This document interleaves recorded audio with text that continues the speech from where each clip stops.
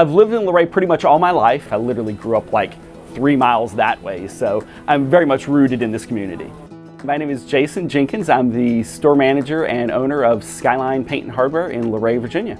When I took over the stores, this was primarily a Benjamin paint store, and then the other store was a Duron paint store. Both stores, had their own products, and so my responsibility was mixing the two together.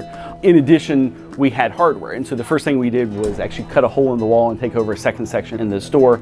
And since then, I've added a lot more hardware products and completely redone the store 2 or 3 times over. I try to get to know every one of my customers. I know probably 3/4 of my customers on a first name basis. In some cases, I've seen kids grow up. One of the things that has been really cool for me is I've literally sold second generation of paint, where I remember moms bringing their kids in and buying paint colors for their little girl's bedroom. And now, it's come full circle where she's bringing her kid in and painting, or painting for her nursery, or, getting, paint colors for her own house. So I've literally been here long enough that I have that going on. It's very rewarding. Page County is just a great area for business because it is such a small community.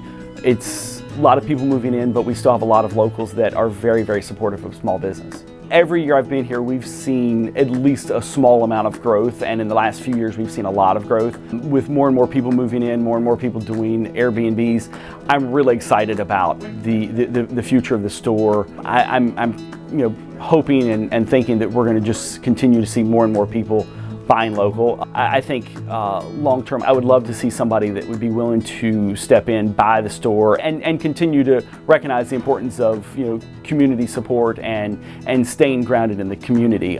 That to me is really, really important. As I get older, I realize it's not about me or a legacy. It's more about keeping the store running for the community, because I realize so many people rely on us. And having a business in Page County, I can't imagine doing it anywhere else just because of the community. I think Page County is a great location for a business.